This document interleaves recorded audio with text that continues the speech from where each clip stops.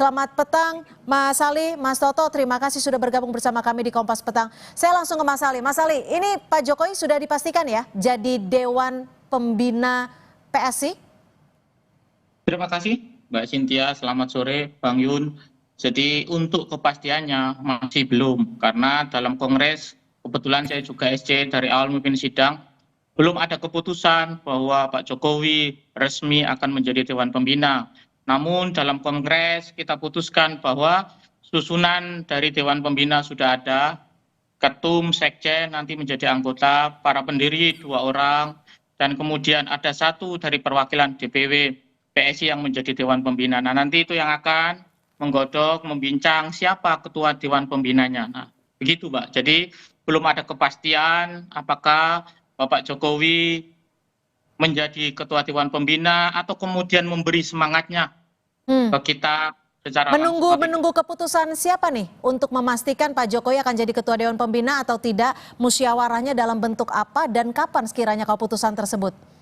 Jadi yang nanti akan menentukan ketua Dewan Pembina adalah struktur anggota Dewan Pembina yang kemarin dalam Kongres sudah dibentuk, Pak. Yang tadi ada perwakilan ketum sekjen mewakili pengurus DPP, kemudian Dewan Pendiri nanti ada 2 juga, sama 1 dari perwakilan Dewan Pimpinan Wilayah PSI di Indonesia yang akan diwakili oleh Ketua DPW NTT, Pak. Nah, 5 orang inilah yang nanti diberi tugas dan mandat oleh Kongres menentukan struktur Dewan Pembina, begitu, Pak. Oke, Mas Toto, PSI kan sempat mengakui ada peran keluarga Jokowi. Itulah yang memuluskan langkah Kaisang kembali jadi ketua umum. Lalu apakah posisi ketua Dewan Pembina ini bisa dipastikan menurut perspektif Anda? Ya, pertama saya berikan selamat terlebih dahulu sudah selesai melakukan kongres, terpilih ketum baru rasa lama ya, tanda kutip incumbent-nya Kaisang, dan melalui proses yang menjadi simbol katanya partai super TBK. Walaupun kemudian dalam e-voting ini pemenangnya sudah bisa diperkirakan juga, kira-kira seperti itu ya. Nah, yang menarik memang ada sebuah hal yang menurut saya kontradiktif, Cynthia, dari statement yang ditegaskan oleh Pak Jokowi dalam pidatonya di hadapan kader PSI dengan statement yang keluar dari Ketua Dewan Pembina saat ini ya, Jeffrey Giovanni. Di satu sisi Pak Jokowi memberikan penekanan mengenai adanya porsi saham yang sama sebagai definisi dari super TBK. Dan juga di situ bahkan dikeluarkan kalimat bukan milik satu keluarga. Ya, betul. Sementara Mas Jeffrey Giovanni malah mengungkapkan menurut saya sebuah positioning yang jelas 180 derajat berbeda, dengan jelas mengatakan bahwa partai ini kalau nggak ada bukan hanya Jokowi, tapi bisa kemudian anaknya Jokowi atau mantunya Jokowi, dan kalau tidak dapatkan mereka kita lebih baik tutup saja PSI karena akan jadi waktu ber-PSI terakhir di 2024 lalu. Ini yang menurut saya kan jadi pertanyaan. Ini yang membuat kemudian pemilu raya penegasan sebagai partai super TBK itu seakan-akan mentah dengan sendirinya, malah menjadi sebuah bahan pergunjingan dari netizen. Ada yang mengatakan TBK ini jangan-jangan singkatan dari tempatnya Bapak Kaisang. Kita nggak bisa nyalahkan ya diskusi-diskusi seperti itu. Artinya ini kan akan masuk kepada positioningnya ingin seperti apa sih PSI? Saya terus terang berteman sekali dengan teman-teman PSI pada saat awal-awal pendirian PSI. Saya diundang beberapa kali. Termasuk Mas Jeffrey ya? Iya, termasuk dengan Mas Jeffrey. Saya termasuk sangat dekat secara pribadi gitu ya, dan teman diskusi juga. Saat itu saya ingat sekali yang menjadi penekanan PSI adalah partai progresif, partai anak muda, partai yang berbicara mengenai pluralitas. Itu yang tercermin dari bunga mawar, lalu kemudian juga warna merah dan lain-lain. Belakangan kan jelas ada perubahan positioning, ingin menjadi partai yang mengusung Jokowisme. Oke, nah lalu begini, pertanyaannya adalah bagaimana mewujudkan antara keinginan dari Partai Solidaritas Indonesia yang dulu seperti Mas Toto sampaikan adalah partai yang progresif, tapi saat ini Jokowi memiliki keyakinan berbeda. Tapi kita jawab usai jeda, tetap bersama kami di Kompas Petang. Anda masih bersama kami, saya mau tanya sedikit singkat saja Mas Toto. Artinya Anda ingin menyimpulkan bahwa PSI saat ini punya idealisme yang berbeda, kalau dulu progresif sekarang terbuka? Singkat saja. Saya bukan mengatakan terbuka ya, ada yang kontradiktif istilah saya, Cynthia. Kalau partai anak muda, dia seharusnya jauh dari yang namanya dinasti politik. Kalau dia partai yang progresif, harusnya dia tidak terikat hanya pada satu keluarga seperti Oke, penegasan ditahan sampai di situ. Itu poin saya. Oke, ditahan sampai di situ. Gimana, Mas Ali? Tidak terikat sama satu keluarga, tapi ini kan isunya sudah kencang sekali nih. Pak Jokowi akan menjadi Ketua Dewan Pembina PSI.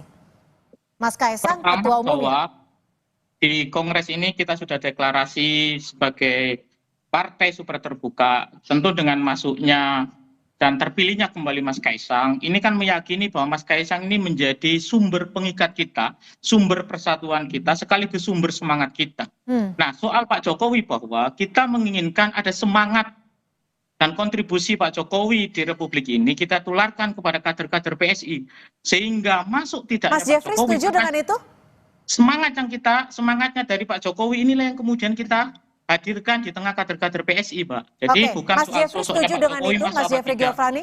Setuju dengan itu? Setuju, tentu ini juga kita sudah diskusi semua dan Pak Jeffrey sebagai Ketua Dewan Pendiri juga yang kemarin Dewan Pembina sudah hadir sejak awal mengawal semuanya.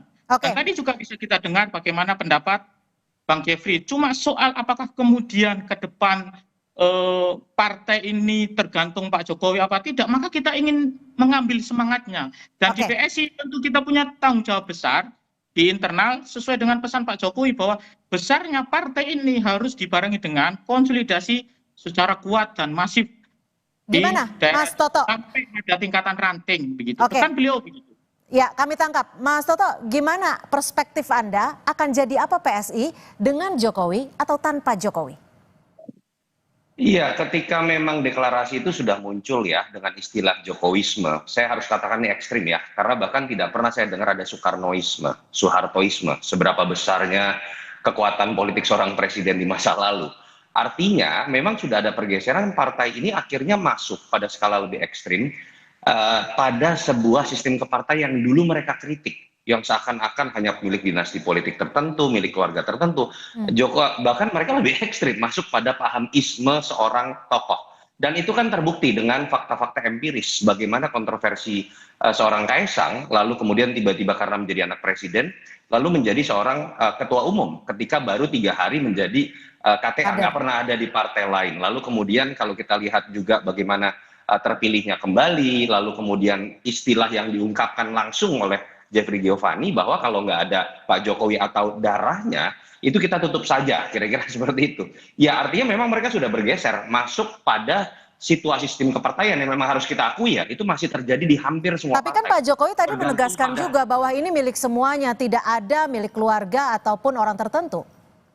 Saya tidak mengatakan Pak Jokowi, saya sedang mengatakan bukan statement Pak Jokowi. Makanya saya katakan kontradiktif, Cynthia. Bahwa apa yang keluar dari mulut Dewan Pembina saat ini, atau apa yang dilakukan oleh partai ini dengan memberikan privilege lebih kepada Jokowi dan keluarganya, ya itu kan artinya menunjukkan bahwa partai super terbuka ini masih sebatas jargon.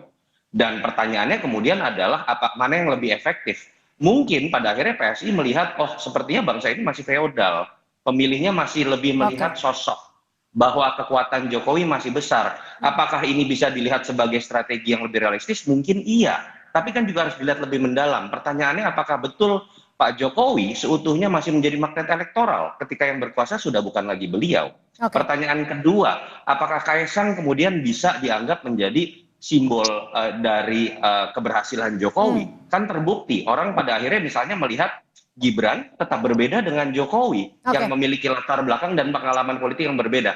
Kalau saya melihat pencapaian elektoralnya mungkin masih akan gambling dengan pilihan seperti ini, tapi PSI sudah meruntuhkan identitas dan positioningnya yang awalnya itu sangat baik, sudah diletakkan sebagai partai progresif dan anak muda. Itu yang saya sayangkan. Mas Ali gimana? Sudah meruntuhkan ideal identitas yang dimiliki oleh PSI dari awal mulanya sebagai partai yang progresif. Lalu bagaimana mewujudkan keyakinan bahwa PSI ini akan menjadi partai besar sejatinya tanpa meninggalkan keinginan atau agenda PSI di awal mula PSI berdiri?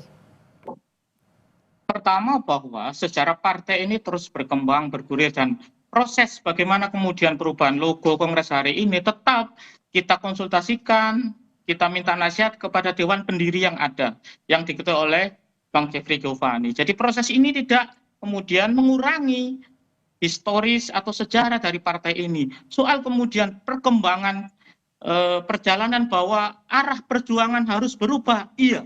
Strategi perjuangan harus berubah, iya. Dan hari ini kita mengetahui sendiri bahwa saya sejak awal sampaikan semangat perjuangan Pak Jokowi, semangat perjuangan dan pengabdian Pak Jokowi kepada masyarakat selama ini itu yang menjadi magnet kita, menyatukan visi misi kita dan sekaligus menyatukan semangat yang baru ini. Dan tentu pada diri Mas Kaisang yang kemudian di 2023 masuk dan menyiapkan waktu yang tidak panjang mampu meningkatkan persentase elektoral di PSI itu menjadi semangat baru, dan kami semua kader PSI se-Indonesia di Kongres pun kita tegaskan bahwa kita menginginkan dan memberi kesempatan Mas Kaisang satu periode lagi untuk mewujudkan cita-cita besar kita. Membesarkan partai ini, membesarkan pengabdian kita kepada masyarakat. Nah, soal apakah nanti kemudian skemanya kita atur bareng-bareng, kita siapkan bareng-bareng sesuai dengan perintah Pak Jokowi ketika memberikan pesan kebangsaan bahwa harus ada penguatan struktur sampai ke desa-desa. Artinya ini yang selama berarti ini perintah Pak Jokowi jadi salah satu yang terpenting ya. Terima kasih Mas Ali Muthahirin, juru bicara DPP PSI.